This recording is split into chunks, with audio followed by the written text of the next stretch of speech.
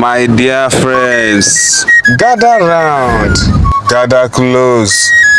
Let me take you to a village, Umuaka, deep in the heart of Igbo land, where the earth is rich with stories and the air hums with the voice of our ancestors. Here, there is a tale about a boy who laughed at the spirits. A boy whose pride led him down to a dark path. But listen well, my people, for this is a story of humility, of the masquerade, and of the power that lies between the living and the dead. Let me tell you the story of the boy who laughed at the masquerade.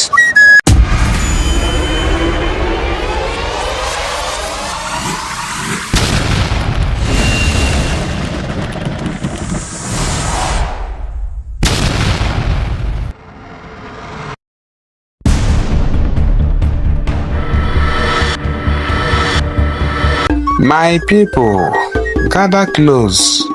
Let me tell you a tale from the days when the trees still whispered and the spirits walk among men. A tale from the ancient village of Umuaka. There, in the red soil heart of Igbo land, life flowed like the stream, peaceful, strong, and full of meaning. Children played under the sun, women sang as they cooked, and men climbed palm trees like warriors on ropes. The air smelled of wood smoke and roasted yam. But then something began to stir. It was time for the great festival of the spirits, the sacred gathering where the masquerades came out not just to dance but to remind us we are not alone. The ancestors are watching.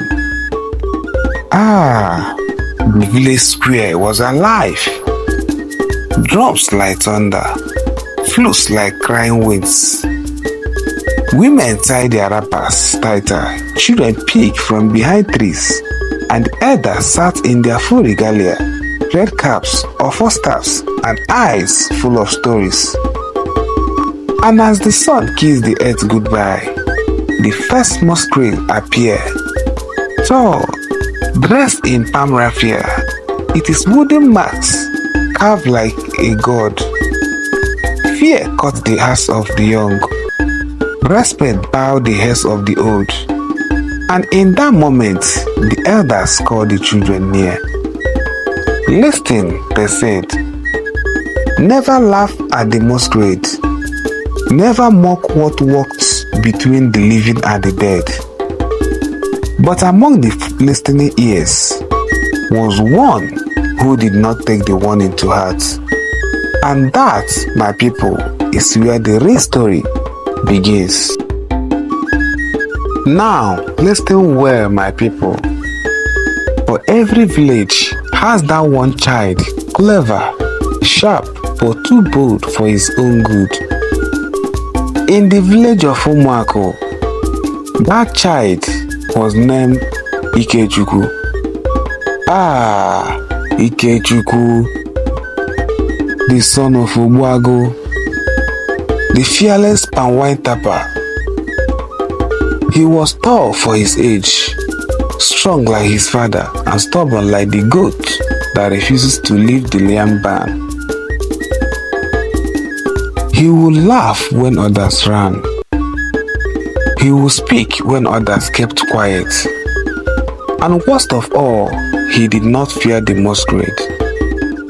One afternoon, as the villagers prepared for the sacred festival, Ikechukwu stood with other children, watching the elders rehearse. But while the others watched with wide, respectful eye, Ikechukwu burst out laughing. Is this not just a man in raffia? He shouted. Even I can dance like that. The children gasped.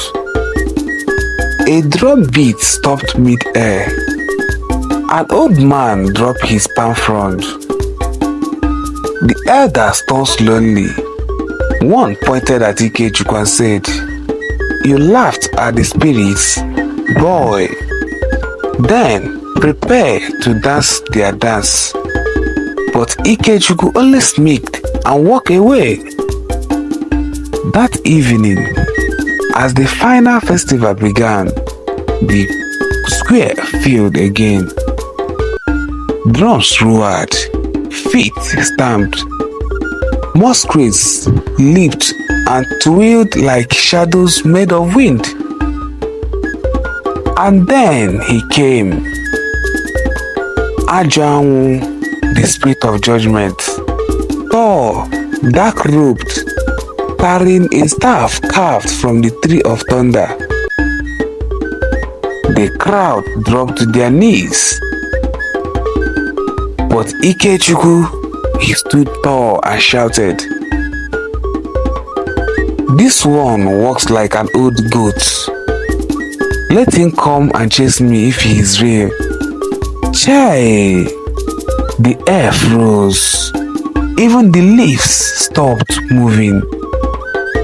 Ajanwu turned and stared.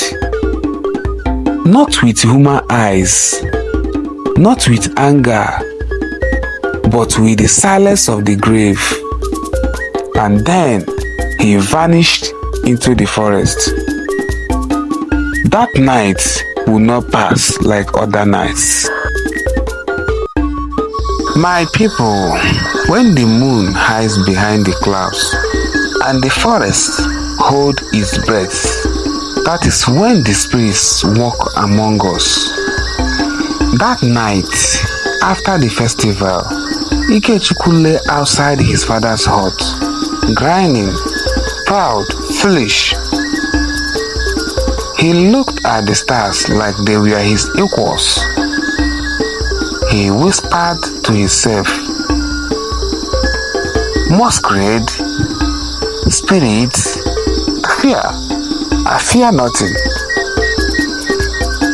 But the night had other plans. Suddenly, the wind changed. It wasn't the cool breeze of the night. It was cold, crawling, angry.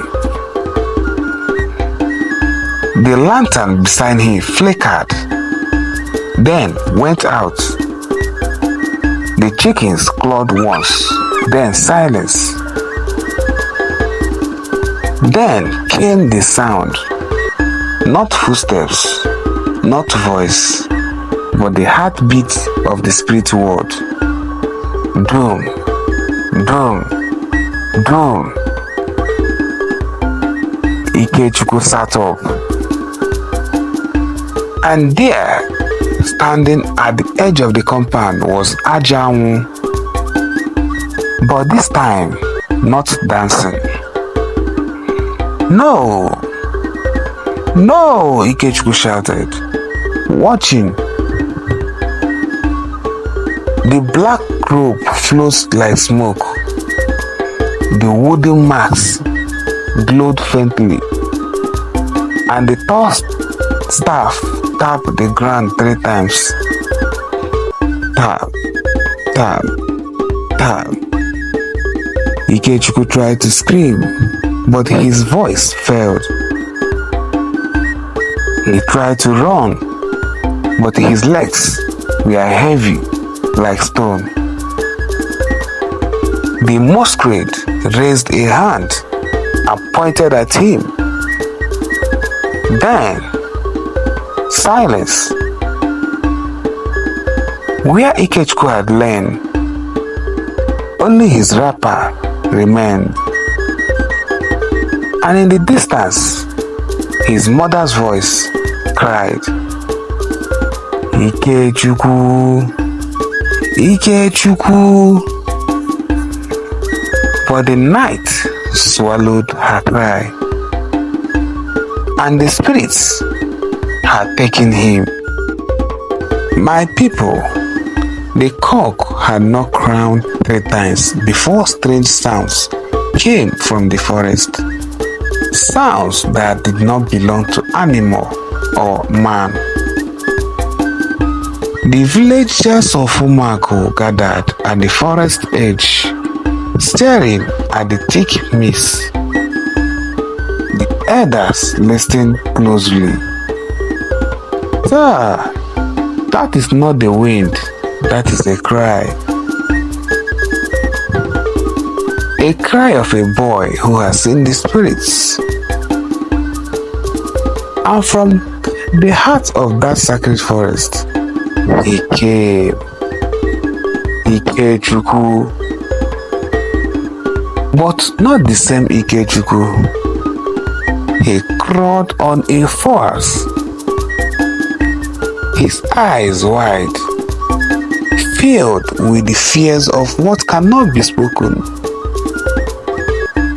His wrappers was torn, his skin dusty, and his mouth whispered one word over and over. Biko, Biko, forgive me. The villagers stepped back.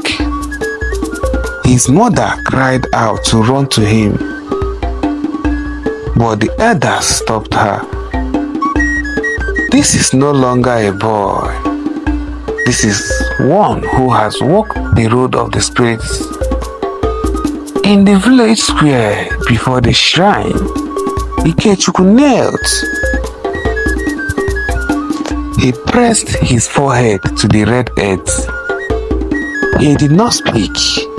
He did not argue. He wept. And the elders spoke. You mocked the masquerade. You mocked your ancestors. But the spirits have spared you, so that you may now teach others what fear could not. The ritual of cleansing began. They poured palm wine on the ground. They waved burning herbs over his head. They spoke to the winds and called his spirits back to balance. That day, Ikechukwu became a servant of the shrine. He swept the sacred compound. He cleaned the offering sticks, and when the drums beat again, he bowed his head.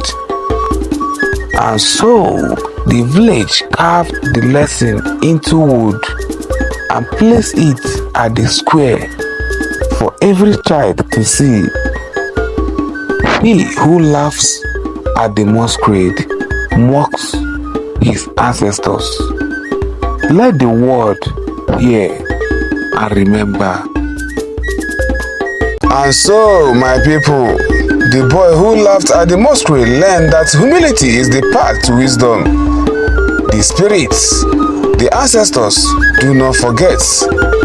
They walk among us, watching, waiting, and Ikechukwu returned to the village, humbled, ready to teach others the lesson he had learned. He who laughed at the masquerade mocked his ancestors. Thank you for listening, my people. May the spirits guide your paths. Until we meet again, remember to encourage us by liking this video and also subscribe to keep hearing from us. See you in the next video.